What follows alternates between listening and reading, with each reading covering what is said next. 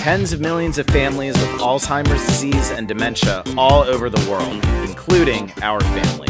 We are Alz In The Fam. I'm Alan Fair. And I'm Polly Fair Noyes.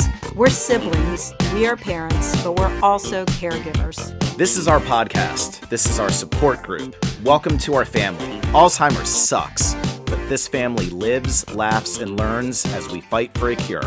Welcome.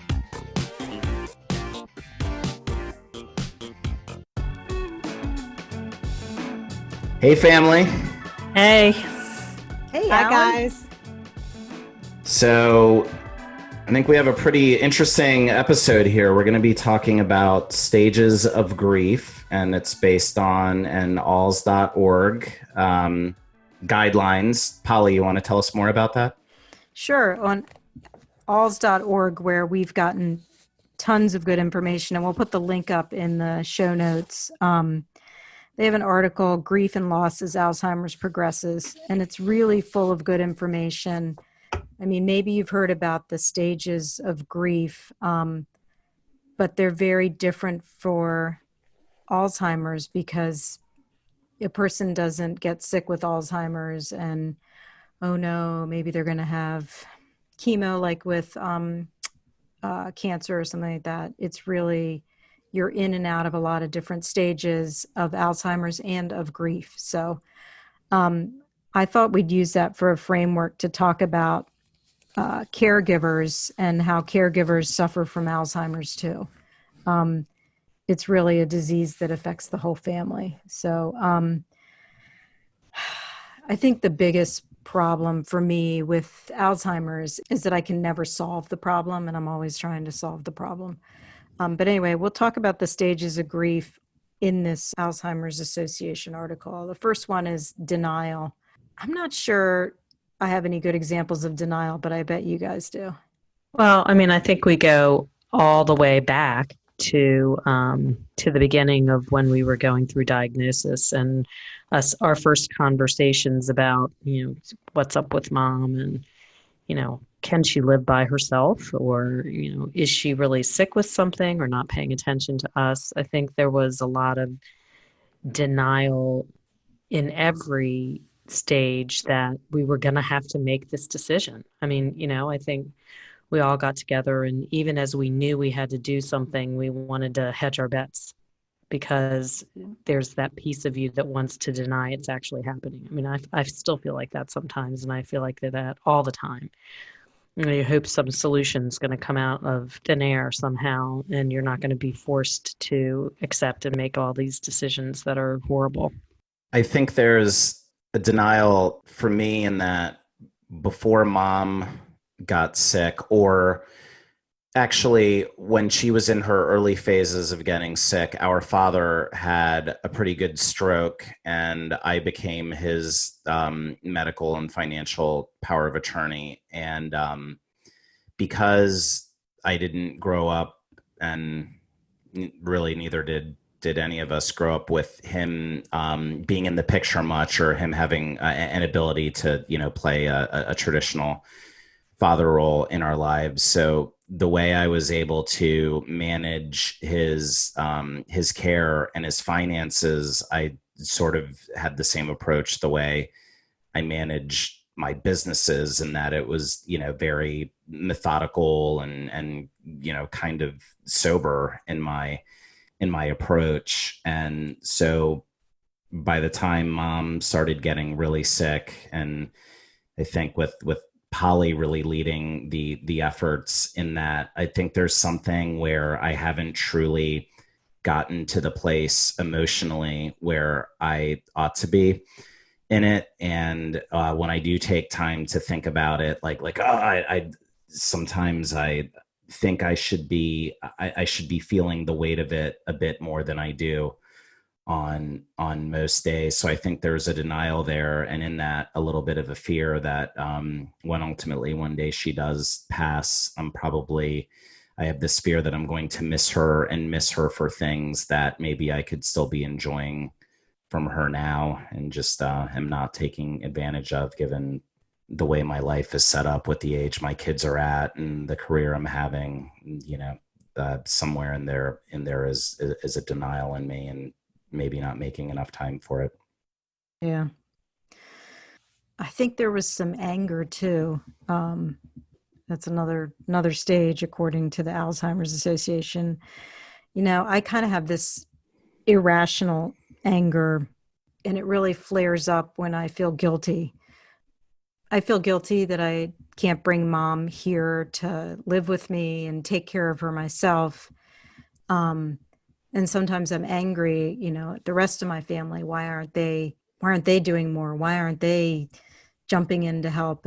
But I know that is not a reasonable anger. It's irrational because no one can do everything for another person that way. And having, I mean, that's the most difficult thing about Alzheimer's anyway, the way it chooses you to choose between the people you love, or decide, to hurt one person you love in order to try and help another. So, but that's me in anger.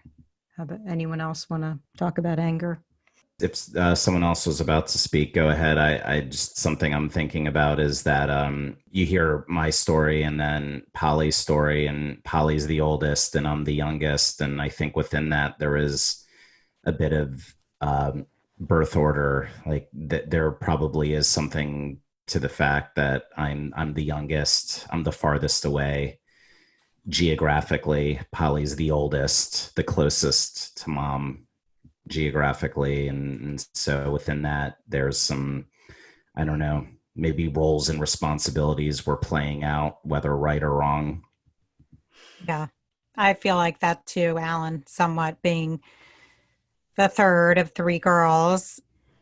And I just don't remember being in denial or being angry. I remember being really, really sad and concerned, but I just knew it was happening and knew that it was definitely going to get a lot worse before, well, not before it gets better, because it doesn't get better, but it was just going to keep getting worse and worse and worse. And that could happen over a very long period of time. And then she's going to pass, and just thinking, this is going to be a really difficult, long period of time. It's going to be a marathon. It's not going to be a sprint. And having gone through that with my mother-in-law already, with her stroke, and being a stroke survivor of 25 years, I've been through that before. So that could be part of it, in addition to being the third child. Yeah. One of the stages that they don't list of grief is guilt. But I feel like that is where I'm the most grief stricken. I just feel guilty. I couldn't do enough for mom. I still can't do enough for her. I felt guilty when she still lived in her own house, that I just couldn't get out there enough. She needed to be seen every day, and in the beginning, and sometimes I couldn't make it every day. And I felt guilty that it took time away from my kids' needs, from, having dinner for my family, because I was running dinner out to her. You feel guilty about, there's no amount of money you can spend to fix the problems from Alzheimer's. I mean, nothing fixes it. And now there's this new guilt. I mean, are you freaking kidding me? We move her in, she was kind of settled in, and coronavirus happens. I just couldn't, I guess this isn't any of those stages of grief, but it is, you just don't know what's coming. Every day is the best day, because the next day is just never better. I don't know. Anyway.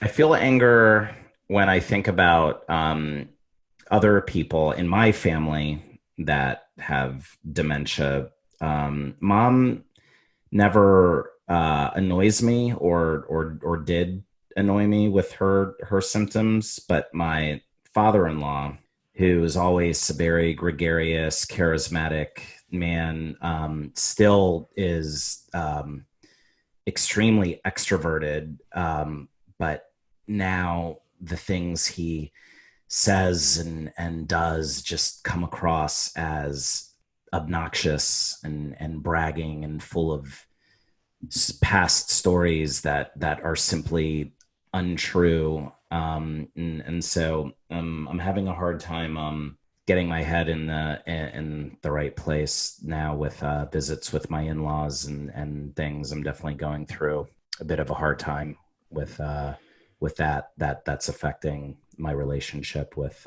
my family. So for me, with the anger, it's more at just the unjust and unfairness in the universe, whether you want to call that, God or whatever it is.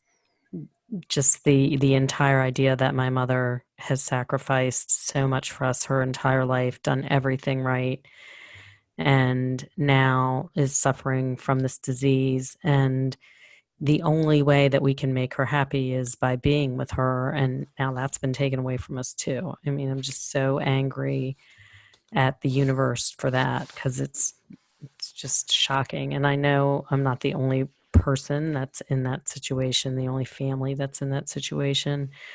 In fact, I was reading today on this little blog I'm in about this woman. It could have been us. And she was saying how she can't see her mom, who has Alzheimer's, who loves to walk. She's 82 years old and healthier than most. And now she can't go see her and take her on her walks, and it's killing her.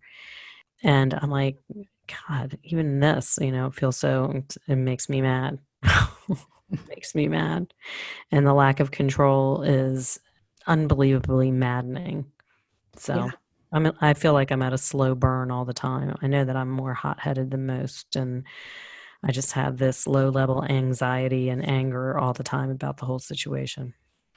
I was just going to say, I have to admit something. In the first month, when we couldn't see her, I felt less guilt than I had for a long time because I couldn't see her.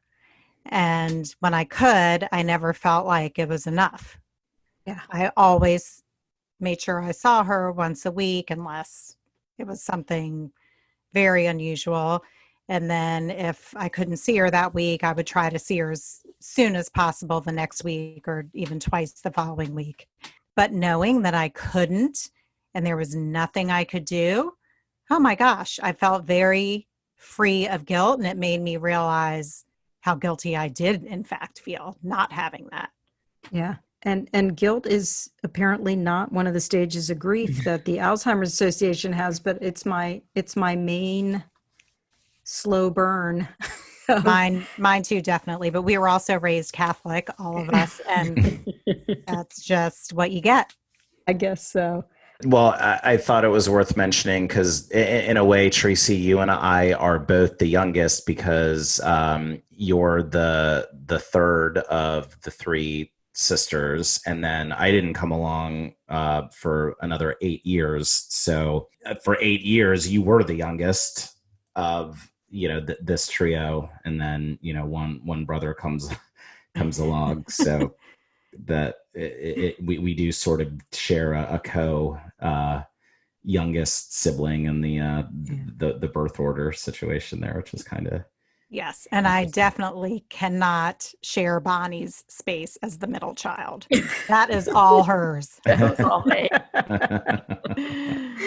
I did want to bring up, during the early days when they'd shut everything down, I kept calling over to the facility and talking to the head of the memory care unit and saying, when can I get in to see my mom? What are you people doing? And she finally said, you are the only person who is doing this. She's like, everyone else is like, just call me when we can visit and we'll come back and visit. So I think there were a lot, I thought to myself, well, those people's, person that they love can't really get out anyway, but mom likes to get out. But I think there are a lot of people that felt that bit of relief that since they couldn't go, they didn't have to feel guilty about not visiting, I guess. Anyway. Yeah. So the next phase is bargaining.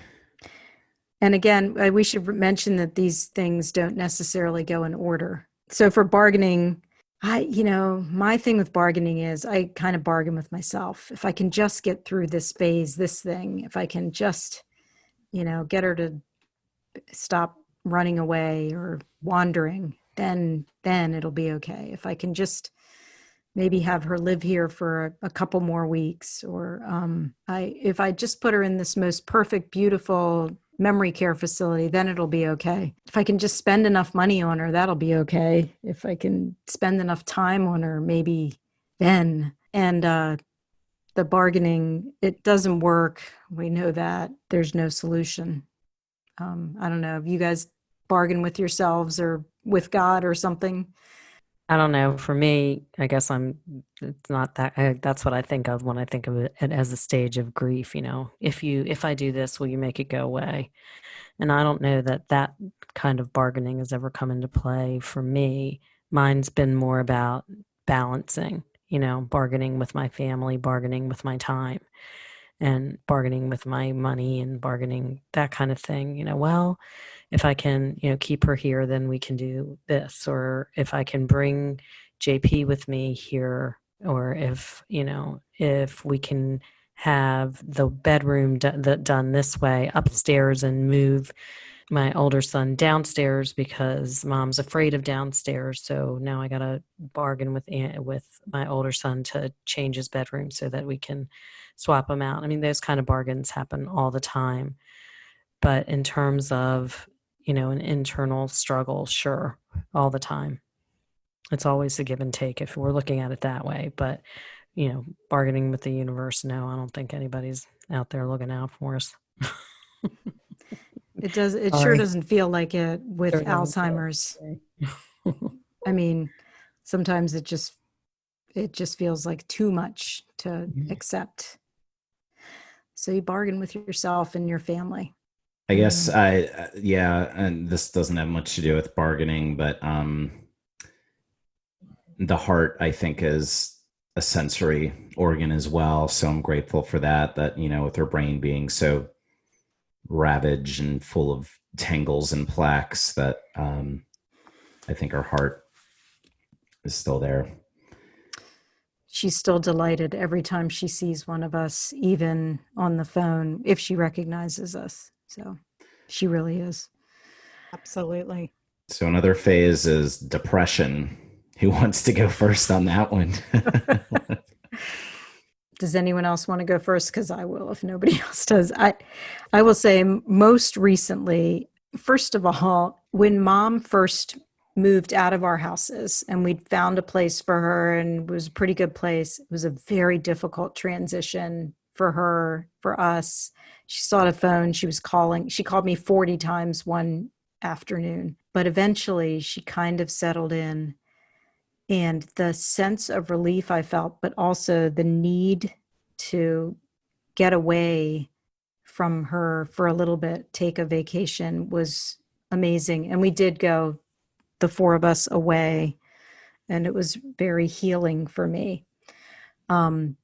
And I realized then that I had been depressed for a very long time, like just depressed at this problem that I wanted to solve, this person I loved that I couldn't fix. That was hard. And I thought, oh, this is great. I've solved it. Not depressed anymore. But, when coronavirus happened, at first there was a lack of guilt. But then when mom was crying the first time I saw her about her new room, I just, I went into a tailspin. I didn't want to get out of bed. Truly, depression. And I'm lucky that I have family and people that love me and lots of reasons to get up and keep going in the morning. But that is one of the hardest stages to go in and out of, I think. I can relate to that. Just to take it in another angle, I think when I find myself in low mood states and my brain goes into a tailspin of just thinking negative thoughts, among the ones that the depression loves to feed off of is, oh my God, and I'm going to get Alzheimer's too. And the reason I'm feeling this way is this is a symptom of early onset. And that's a difficult spiral to deal with, because when you get in a mood state that low and it's spiraling, and you still can think logically and think of all these reasons that you shouldn't think that way and can't get yourself out of it, even though you can logically think better thoughts, that can be maddening. Yeah. No Anyone one else else want to is. talk about depression? We can go on to acceptance. I think. I mean, for me, I think I have not felt depression with regards to mom's situation, because for me, I hit bottom when my twins were ill and I was ill.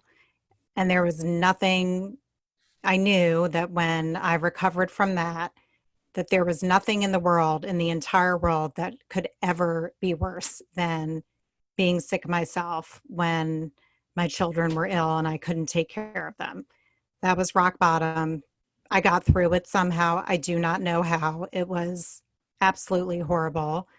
And ever since then, when I'm dealing with any kind of situation that's really hard, where someone I love is ill, and there have been quite a few situations like that. You guys know my husband had a very serious water skiing accident, and a couple of people even said, "You seem to be doing really well." And I would say, "Oh yeah, I am. I can take care of him." I feel so lucky that I have my own health and I am aware of what's going on. I can be a good advocate for him. I can take care of him. It was nothing compared to what I went through. Nothing, night and day. And it might sound selfish, but it really comes from a place of gratitude, of knowing that if I'm healthy, I can do what I can for her. And I also firmly believe, after going through so many discussions with all of you over the last few years, that it's a conundrum that has no solution. And to come to that final decision where there are just some problems that cannot be solved, that probably brought me to the next phase, which is acceptance. And I certainly get depressed about other things. I'm not saying that I've never been depressed since I was ill and my twins were ill, but it's different. And with Alzheimer's, with mom, I've had to accept that it's going to be hard. We are going to go around and around with all of these problems, and 9 times out of 10 never come up with a solution, which is depressing just to hear myself say that. And I certainly will have those feelings, but I haven't had anything that has lingered for a period of time long enough where I could call it depression. And you know what, Tracy, you bring up a good point. When I'm talking about depression, it's not the same as what you went through and what other people are going through, because we are very lucky. We have our health. We have the ability to take care of our mom in a lot of different ways that other people don't. So you're absolutely right. And part of what is depressing, though, is, what you bring up is a good point, is that you can't do enough for mom. You can't do anything for her. Even if I'm well, I feel guilty taking a walk on a beautiful day and going out and enjoying the beautiful weather, because I think she would love that. And she's stuck there, or I'm out without her. So, but you're right. I bring up a trivial depression compared to someone who's sick. And I used to see all the time when we took mom, remember, to the memory care day program she did, there were a lot of spouses who would drop off their husband or wife and then come back to pick them up. And I'd be standing there to pick up mom with them.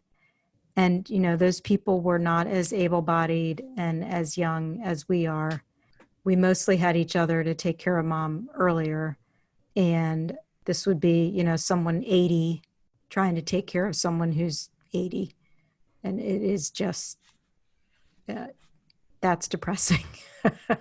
But there is also something to feeling like, gosh, I am young and healthy and have my wits about me and have energy. If there only is something I could do. Yeah, I mean, it's heavy. Yeah, for sure.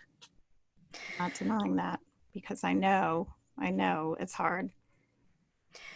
Tracy, you touched on acceptance, and Am I skipping ahead too fast, Bonnie? Did you want to talk about depression? No, I think, I'm sort of in a hybrid of everybody here where, as you live your life, there's very difficult times. And, my way of coping is the same as yours, Polly, in trying to fix the problem and being the one who is in control. And especially now during COVID, we have so little control over what's going on. And I would say it's despair more than depression. And there's a distinction there. Yeah. I feel a I lot think of that's right. Yeah. despair when it comes to it. I just, the sorrow that I feel has deepened, and the despair that I feel and the lack of control that I feel are much different. But, you know, uh, because there's no good answer. Even if you have an answer, it's not a good one.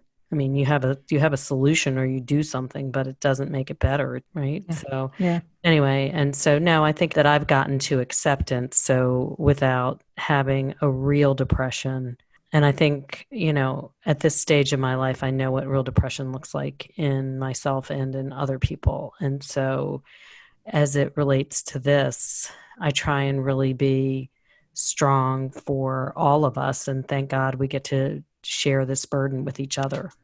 So it really spreads it out and it makes me feel a little less guilt because we're all sharing it, but the despair is still there. Yeah. I was actually looking to see how the Alzheimer's Association described their article, which we'll link to on their website. Actually says sadness, not necessarily depression. And I think maybe it's like you said, it's despair, it's sadness, but it's not like clinical depression. Or perhaps it is, but in my case, I don't think I deserve to have that good of a So label. I do want to say, this has been a very, very heavy conversation. We've talked a lot about mom and what's going on. And I do want to say that my last visit with her, I took my younger son with me, and we had a very nice, fun, happy visit where she was cracking up and laughing. We were cracking up and laughing, and it was very joyful. So I think my son called during that too, right?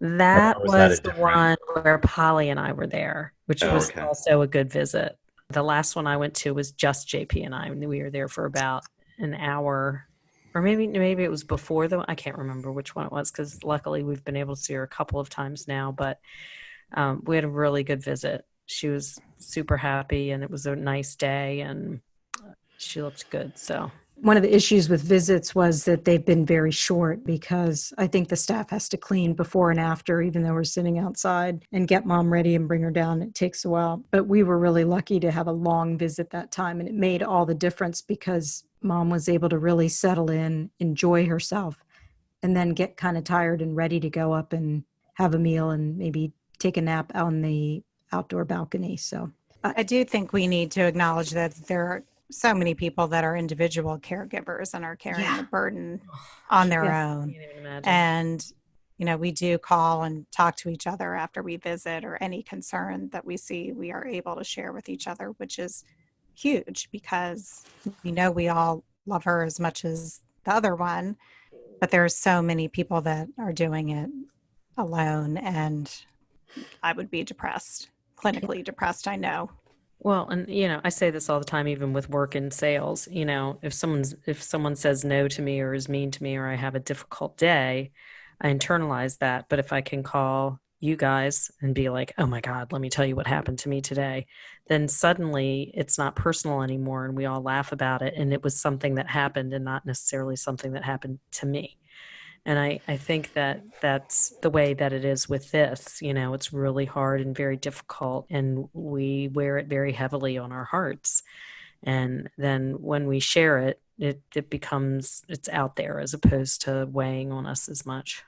yeah. And I think I'm just looking at the list of things on the Alzheimer's Association website. And under acceptance, they say asking for and accepting help from others is part of acceptance. And I do feel like we definitely help each other. Where I've personally learned to ask for help and realize that just because mom would definitely prefer for me or one of you to do certain things for her, it's okay that the people at her facility have started washing her hair for her, for instance. So, hey, maybe I have gotten to acceptance. Asking for help. I think that's a big new trend, and I hope that we can be a driver from it. And maybe not even a trend, a movement.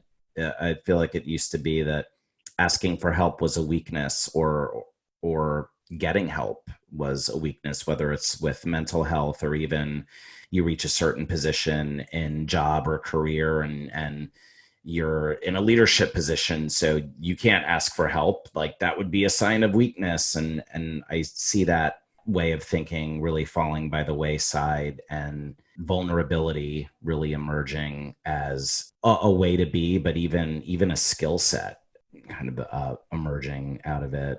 And I don't know if this is the right segue or not, but in thinking about acceptance, for me, it's pretty easy for me to accept the fact that our mother has Alzheimer's, because she can still give me what I need from her as my mother, which is it's very clear to me that I am loved by her. I mean, isn't that all anyone wants from their mother? And at the end of the day, Sure. you know, I had a mom who I know loved me, taught me what love is. And she can still do that. Yeah. And it's an unconditional love. That's the thing, right? Well, Are we also accepting that it's late on a Sunday? we're accepting that. And also and acknowledging that we're really darn lucky to have each other. Yes. Right. Yeah, I mean, being a caregiver is, luckily we're grateful to each other and we have each other, because there's many people out there who don't have the support, and people like to pass judgment on what's going on without understanding how difficult it is. So to any caregiver who is out there and listening to this, we know how hard it is, and we support you and salute you, and we stand in solidarity with you, and just know that we understand, we get it. It's so hard. Yeah. We're all family in this. Yeah. Yeah. Nice to be with you guys. Let's do this again soon. All right. Great. Bye, guys. Good night. Bye. Good night. Bye. Thanks for listening to Alz In The Fam. In the fight against Alzheimer's and dementia, we are all family. Find us at Alz In The Fam on Instagram, Twitter, Facebook, YouTube, and on our website, alzinthefampodcast.com. We appreciate you clicking that subscribe button on Apple, Google, Spotify, or whatever your favorite podcast catcher may be. Alzheimer's sucks, but we are in it together. We are Alz In The Family. Talk soon.